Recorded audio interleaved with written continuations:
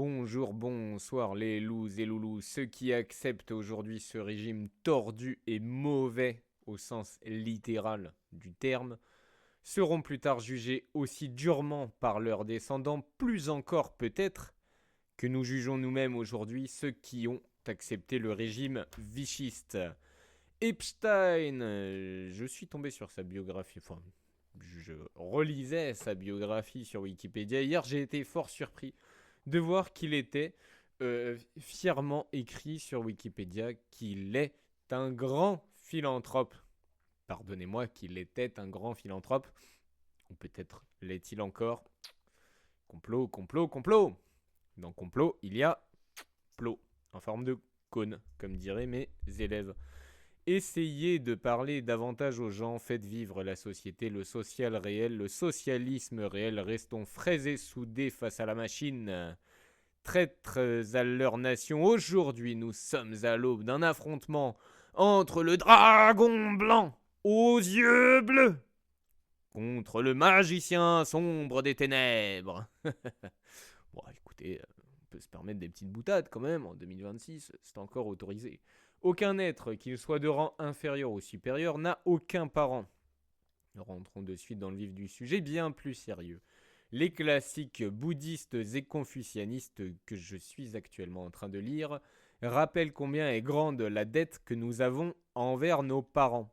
Prendre soin de son corps confié à nos soins par les gènes de nos parents, plus ou moins lointains dans l'arbre généalogique, est le début de la piété filiale. Notre corps n'appartient qu'à nous.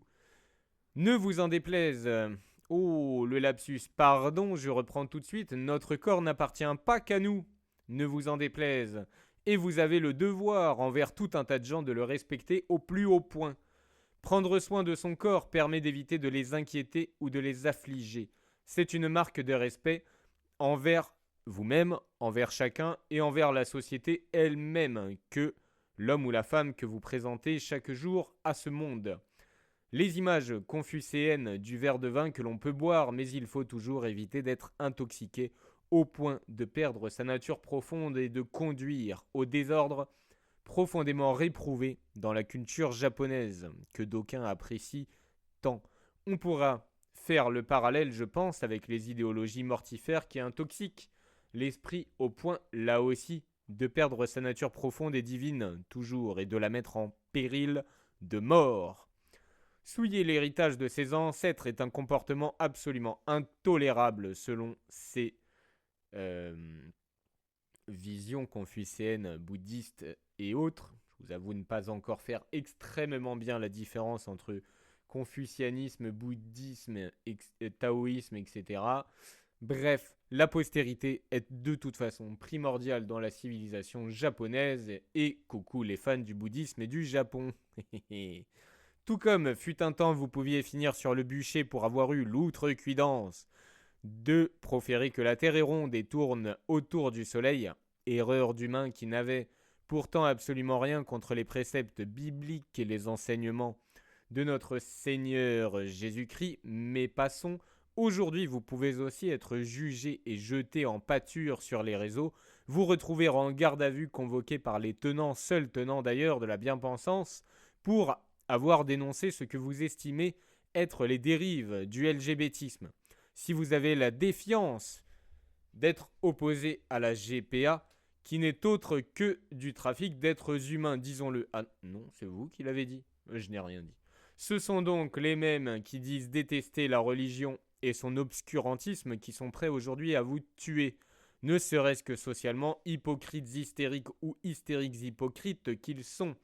Ce renversement est tout de même assez cocasse, du moins il le serait s'il n'était pas absolument odieux, meurtrier et disons-le, faux et surtout démoniaque. Si vous ne voyez pas le démon dans l'affaire Epstein, et oui Epstein, qui n'est que la partie émergée de l'iceberg, vous faites partie du problème, comme ils aiment tant vous le dire.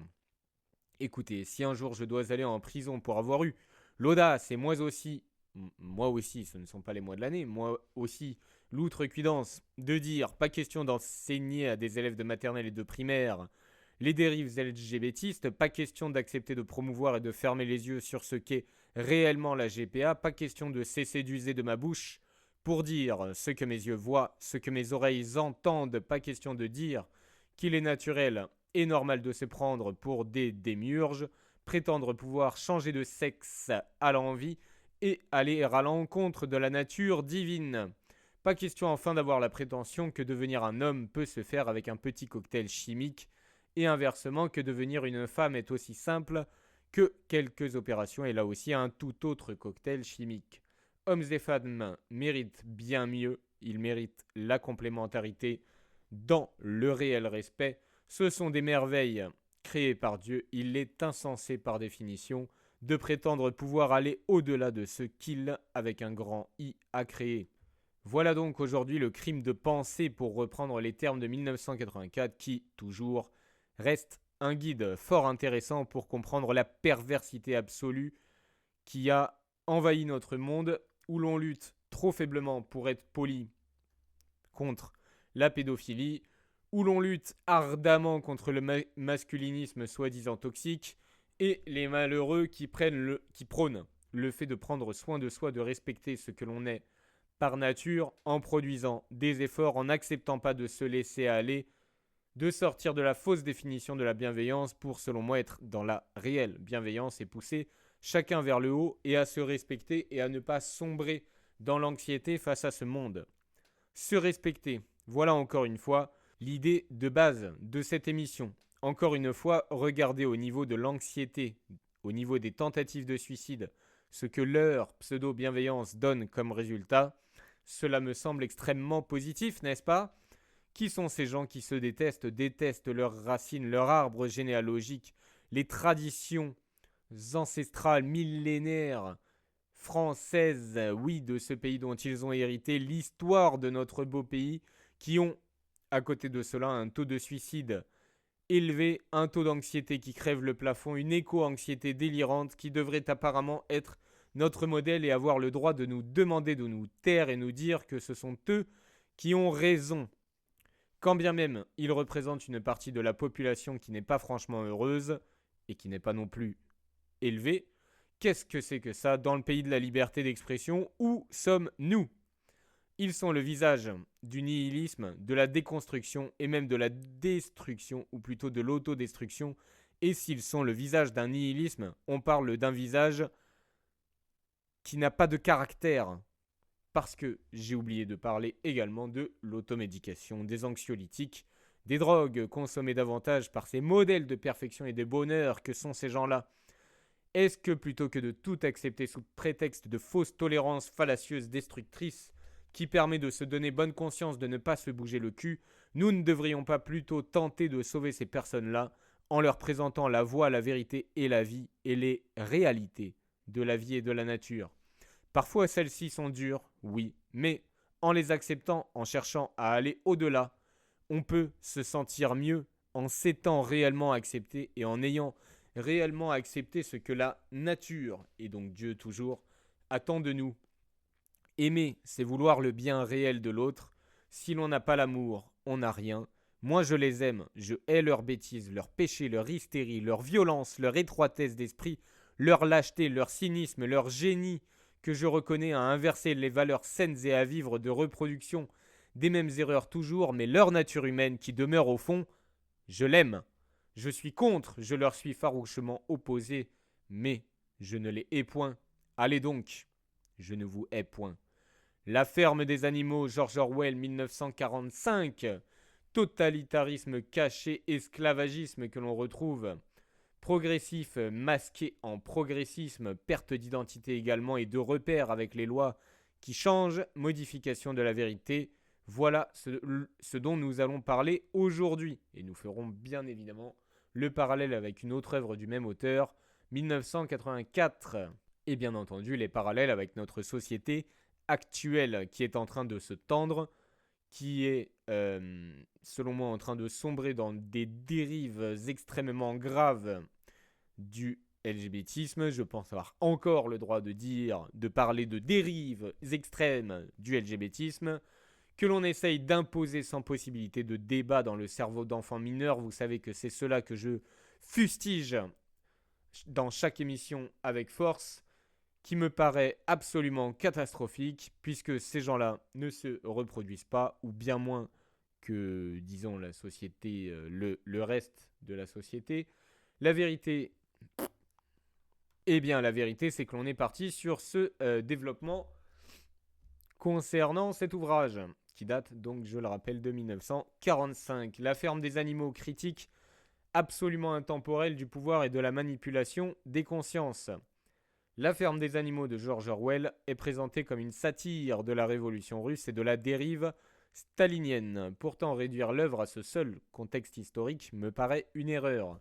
Son véritable sujet est universel, la façon dont les idéaux les plus nobles peuvent se retrouver dévoyés par ceux qui s'emparent du pouvoir et comment les masses peuvent être amenées à accepter progressivement l'inacceptable. Tous les animaux sont égaux, mais certains sont plus égaux que d'autres. Cette phrase est sans doute la plus célèbre du roman, je vous laisse la méditer, je la répète. Tous les animaux sont égaux, mais certains sont plus égaux que d'autres.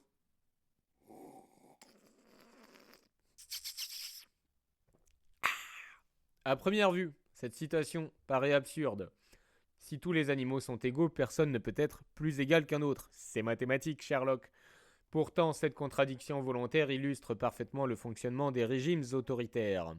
Les mots finissent par perdre leur sens, parallèle avec la novlangue de 1984, évident, on y reviendra. Le pouvoir ne supprime pas nécessairement les principes fondateurs, il les vide de leur substance tout en prétendant les respecter. Orwell montre ainsi qu'une société peut continuer à proclamer l'égalité tout en organisant de nouvelles formes de hiérarchie et de privilèges. Le problème n'est pas seulement l'injustice, mais l'acceptation collective d'une injustice devenue invisible, puisqu'enveloppée dans un discours qui paraît moral. J'ai laissé 3 secondes à votre cerveau pour mouliner, en espérant qu'il ne mouline pas dans le vide comme un certain Pogacar, parce qu'il développe trop de watts. Bon, bref, je m'égare. Mais les watts, cette réflexion conduit naturellement à une interrogation contemporaine. Les principes affichés sont-ils toujours appliqués de manière cohérente? Certains observateurs estiment que certaines victimes ou certaines causes bénéficient d'une attention médiatique bien supérieure à d'autres, selon leur utilité symbolique, politique, économique. Henry Nowak, George Floyd, je ne citerai que. L'un était, malheureusement, étudiant polonais poignardé par un type autorisé à porter une arme. Weirdo. L'autre avait un casier avec entre autres vol, consommation de cocaïne, intrusion sur propriété privée, vol à main armée, devinez, pour lequel on vous a demandé de mettre un genou à terre, pour lequel fut le plus médiatisé, lequel a rapporté le plus en produits dérivés. Alors oui, c'est le bruit d'un métronome, mais en fait c'était le bruit d'un tic-tac d'horloge. Ceci est absolument abject. Cette perception nourrit l'idée que l'indignation publique pourrait parfois fonctionner selon des critères variables plutôt qu'universels. Alors plutôt que variables, je dirais orienté, intéressé.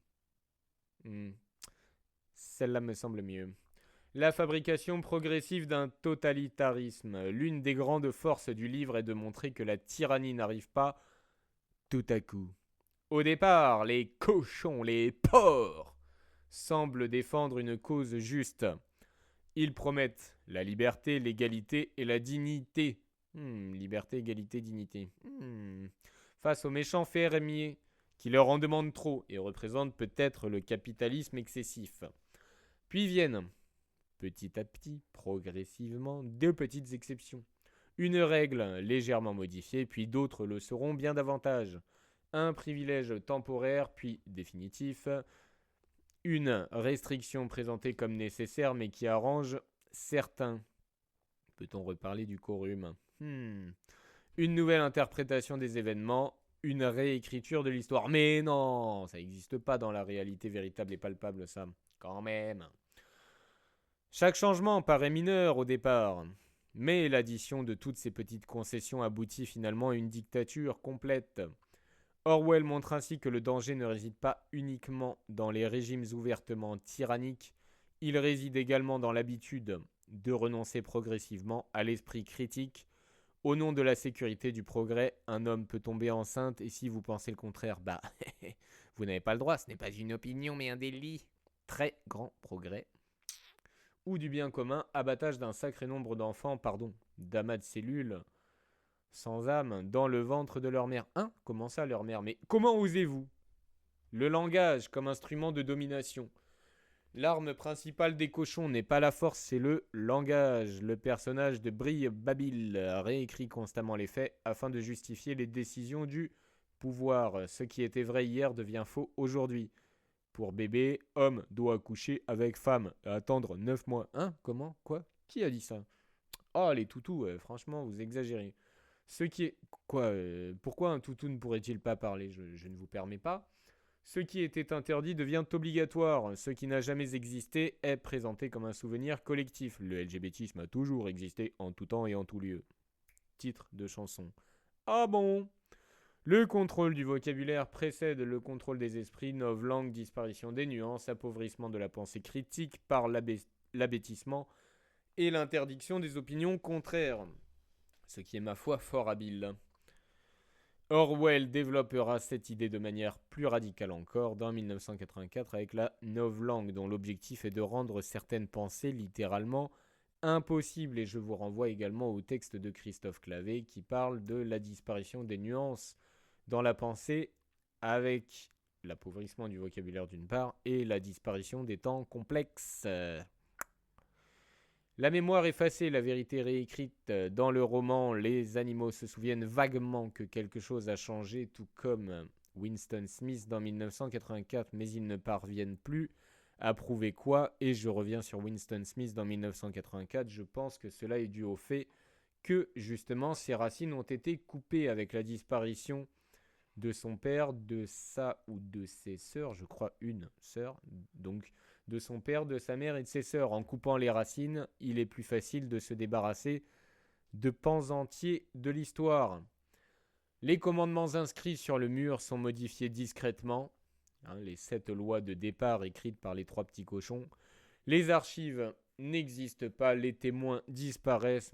Si cela rappelle quelques époques historiques, c'est étonnant. Le résultat est terrible, la vérité n'est plus ce qui s'est réellement produit, mais ce que le pouvoir affirme. Exemple, parmi tant d'autres choisis absolument au hasard, les masques ne servent absolument à rien, t'inquiète. Devient, ils sont essentiels et obligatoires. T'es trompé. La science, mais pas n'importe laquelle, celle du général de Gaulle. Cette idée rejoint une réflexion plus large sur l'histoire et la mémoire collective. On entend parfois la formule « l'histoire est écrite par les vainqueurs ». Cette phrase simplifie le travail historique, certes, qui repose normalement sur des sources contradictoires et des débats permanents, mais... 3 petits points. Je vous renvoie là aussi au sketch de Michel Leb. Cependant, Orwell rappelle qu'il existe toujours une tentation chez les pouvoirs politiques, idéologiques, religieux de façonner le récit du passé afin de légitimer le présent. Toujours pareil avec les attaques contre la chrétienté qui vous apporter la retraite et les hospitals. Quand le mensonge devient réalité sociale, un des thèmes centraux d'Orwell est qu'un mensonge répété suffisamment longtemps peut finir par paraître vrai, voire devenir vrai dans le cerveau de moutons manipulables. Mais, il n'y a pas de mais. À force de répéter qu'un homme peut tomber enceint, on emmènera sa production, sa progéniture à la maternelle. Dieudonné sort de ce corps. Non parce qu'il devient vrai, mais parce que le coût social de sa contestation devient trop élevé. Dans 1984, le parti exige que les citoyens acceptent que 2 et 2 font 5, que 2 et 2 fassent 5. L'objectif n'est pas de convaincre rationnellement, l'objectif est d'obtenir une soumission psychologique totale. Cette idée est parfois mobilisée aujourd'hui dans différents débats de société, où certains ont le sentiment que certaines positions sont devenues difficilement contestables sans risquer une condamnation morale ou sociale, comme s'opposer ou même émettre une critique envers l'avortement. Là aussi, exemple choisi parfaitement au hasard. D'autres répondent au contraire que ces évolutions correspondent simplement à une meilleure reconnaissance de groupes historiquement marginalisés. Argument tout fait s'il en est.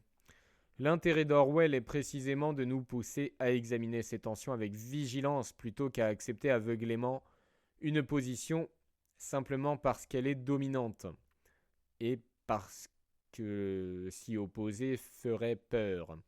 Le parallèle avec les débats sur le genre. Établissons un parallèle entre Orwell et certaines revendications contemporaines sur le genre. Une critique formulée par certains penseurs conservateurs, dont l'affreux Jojo que je suis fait partie, est que certaines théories du genre accorderaient davantage d'importance à l'identité vécue subjectivement qu'aux caractéristiques biologiques réelles héritées de la nature de l'histoire de Dieu.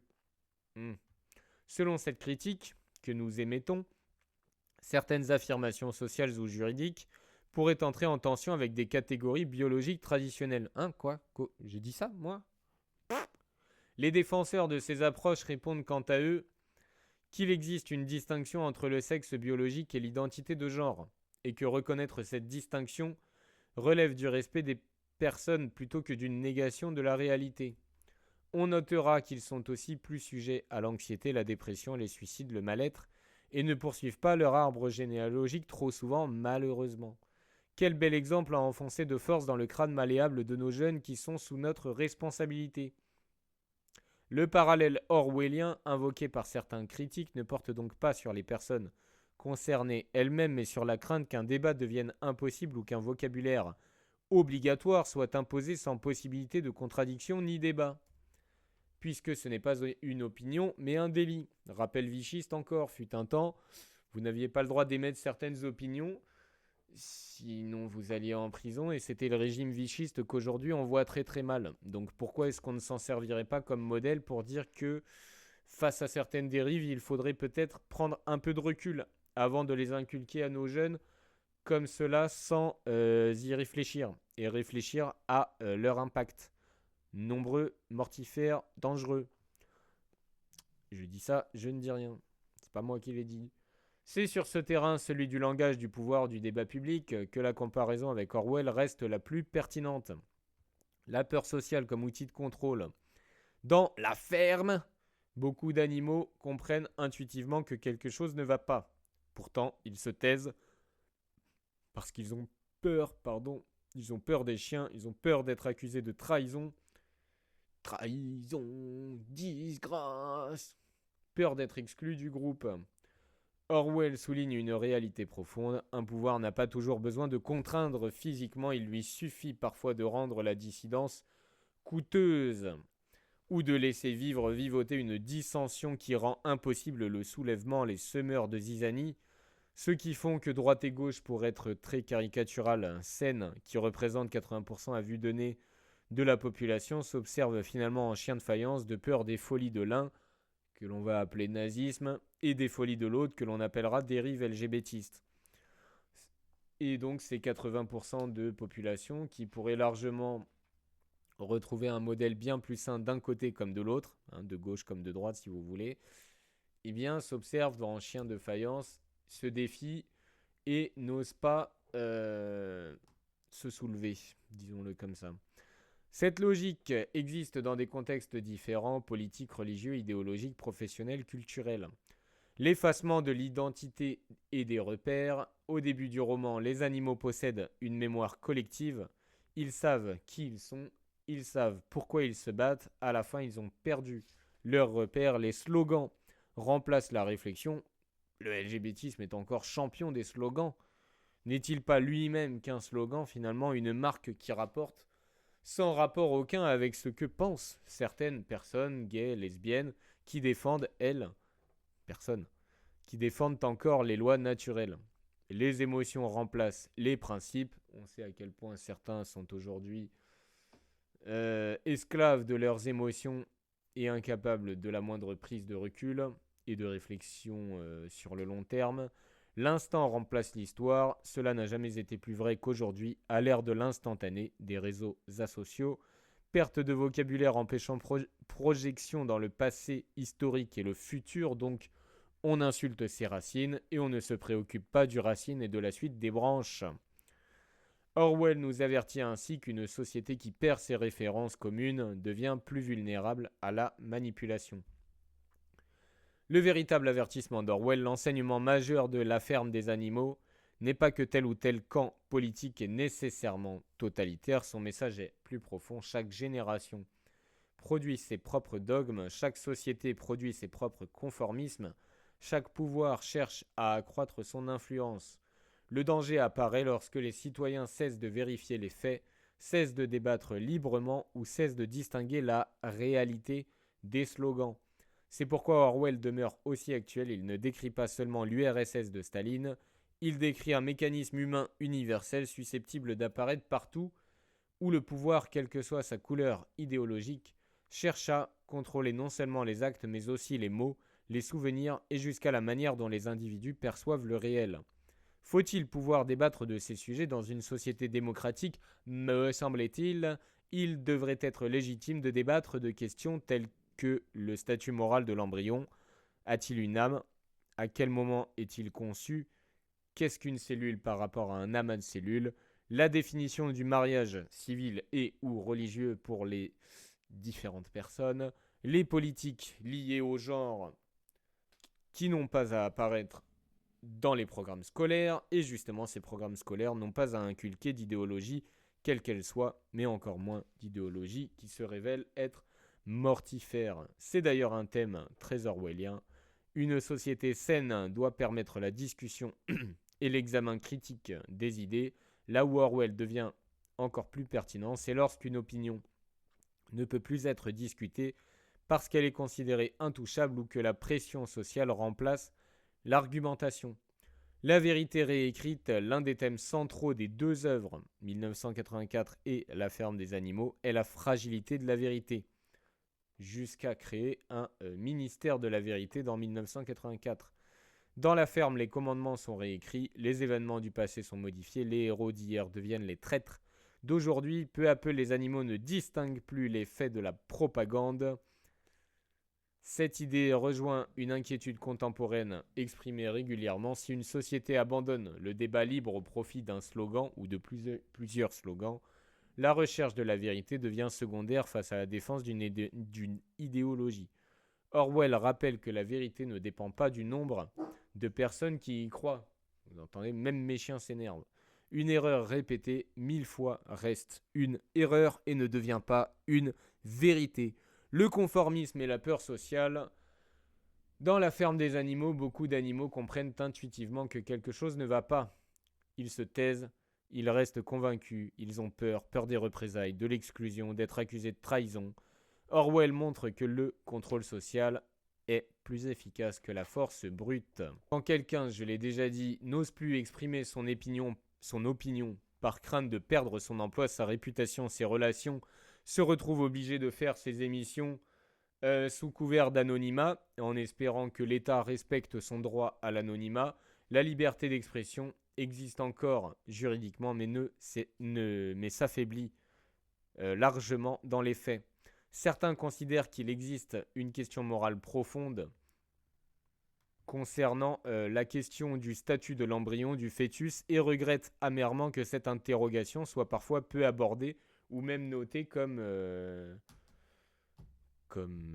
délit dans les textes de loi. D'autres répondent que le débat existe toujours, mais qu'il a été largement tranché juridiquement en faveur de l'autonomie des femmes.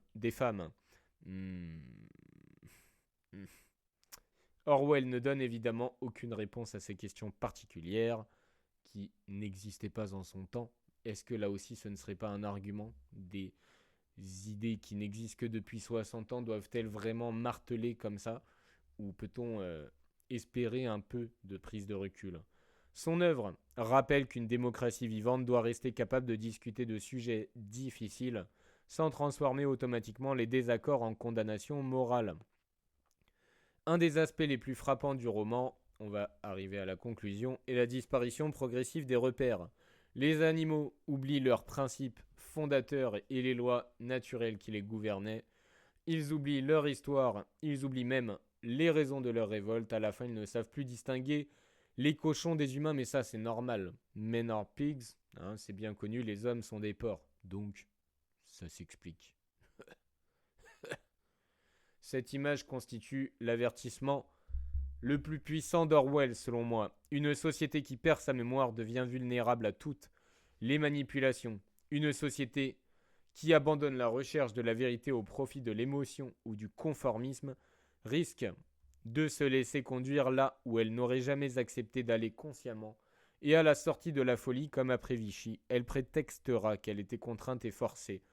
Près d'un siècle après sa publication, La ferme des animaux demeure d'une actualité remarquable.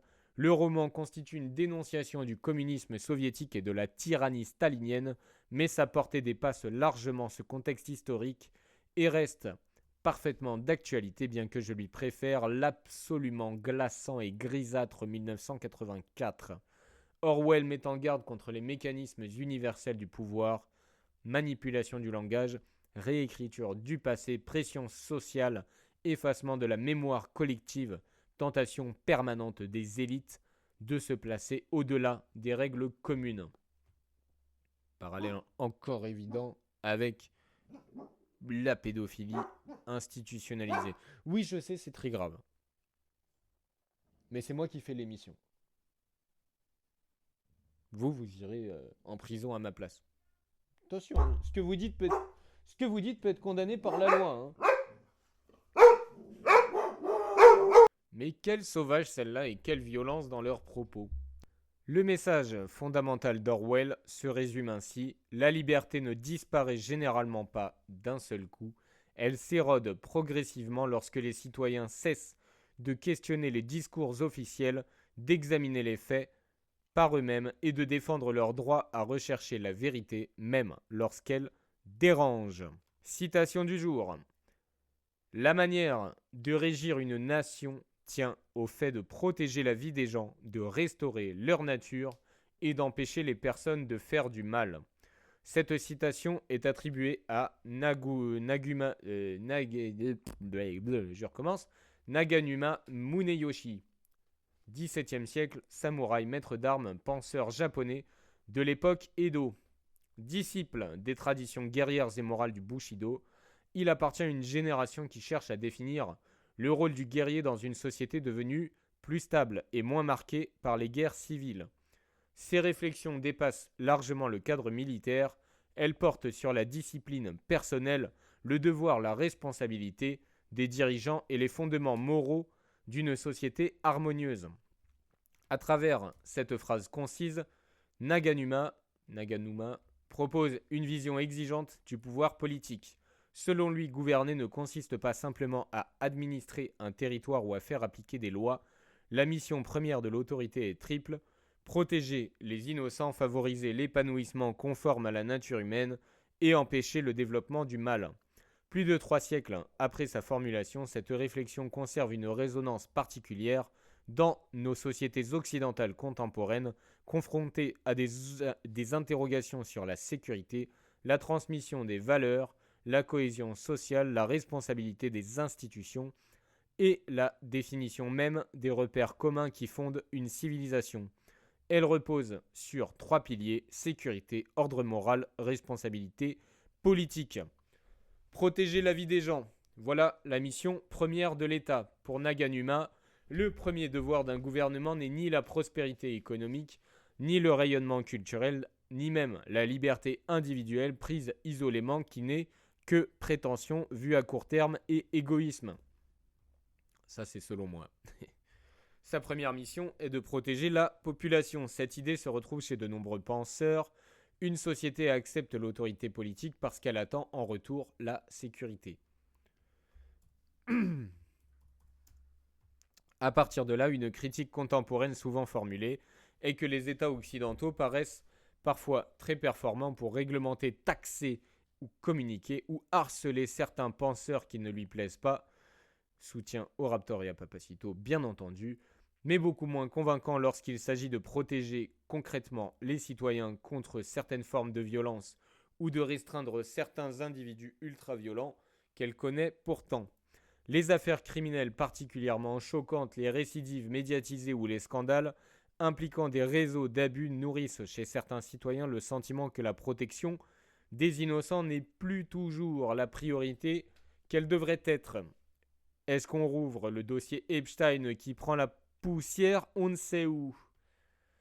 Empêcher les personnes de faire le mal. Cette partie est sans doute la plus exigeante. Naganuma ne dit pas seulement qu'il faut punir le mal après coup. Il affirme que l'autorité doit empêcher son apparition lorsque cela est possible. Et cela est possible.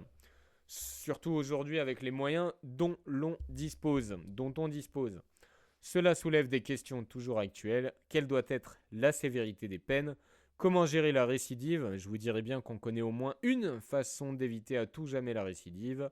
Comment protéger la société tout en respectant les droits individuels? Quelle place donner à la réinsertion? Lorsque des criminels extrêmement violents récidivent après leur libération, certains y voient l'échec de la mission fondamentale de prévention de l'État. La difficulté est qu'une société libre doit constamment arbitrer entre deux risques, punir trop peu ou donner à l'État un pouvoir excessif.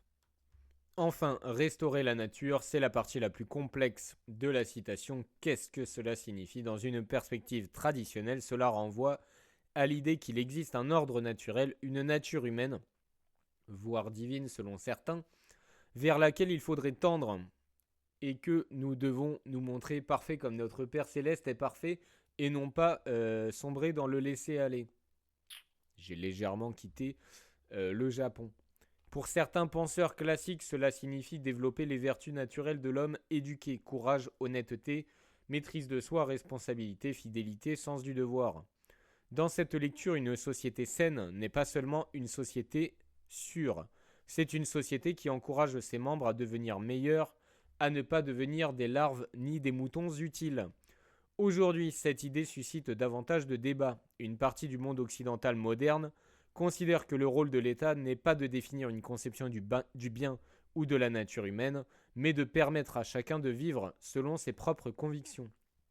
D'autres estiment au contraire qu'une société incapable de transmettre des repères communs finit par produire confusion, fragmentation, perte de sens, qui plus est en temps de débauche et de décadence évidente. Kermit en levrette place Vendôme? Une banane vendue 5 millions comme de l'art. Des millénaires après les statues antiques où l'on parvenait à reproduire un drapé, un voile d'une infinie élégance dans un bloc de pierre?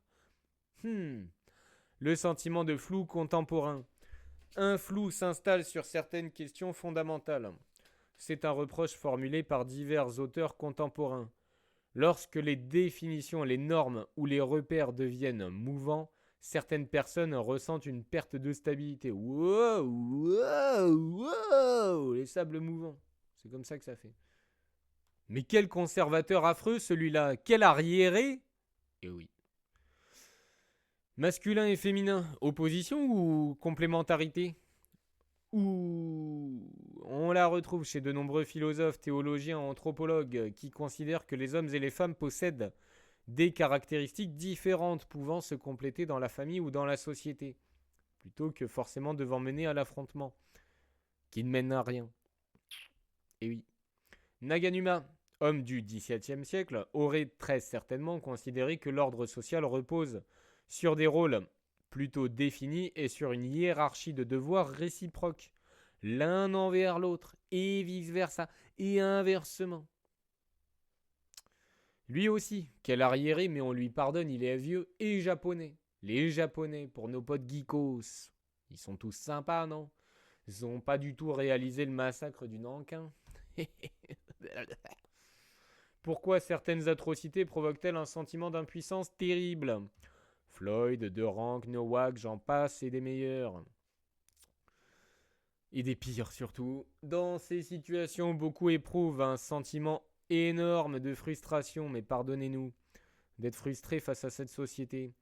La vérité semble difficile à établir, les responsabilités apparaissent diluées, les institutions paraissent lentes et inefficaces, les sanctions paraissent insuffisantes. Ce sentiment nourrit souvent l'idée que les élites politiques, médiatiques, judiciaires ne remplissent plus correctement la mission évoquée par Naganuma. Waouh! mes excuses. Protéger les innocents et empêcher le mal. Qu'il soit justifié ou non selon les cas particuliers, ce ressenti existe dans de nombreux pays occidentaux. Une lecture plus large. Au fond, cette citation oppose deux conceptions du pouvoir. La première considère que l'État doit être avant tout un garant de l'ordre moral, de la sécurité, de la continuité civilisationnelle. La seconde voit davantage l'État comme un arbitre chargé de protéger les libertés individuelles sans imposer une vision particulière du bien. Vous savez que je partage bien davantage la première. Question en ouverture. Oui, c'est comme ça qu'on finit un développement. Un gouvernement est-il seulement chargé de garantir les libertés individuelles? Quelle définition donnez-vous aux libertés individuelles? Ou bien doit-il également protéger les conditions morales, culturelles, sociales qui permettent à une civilisation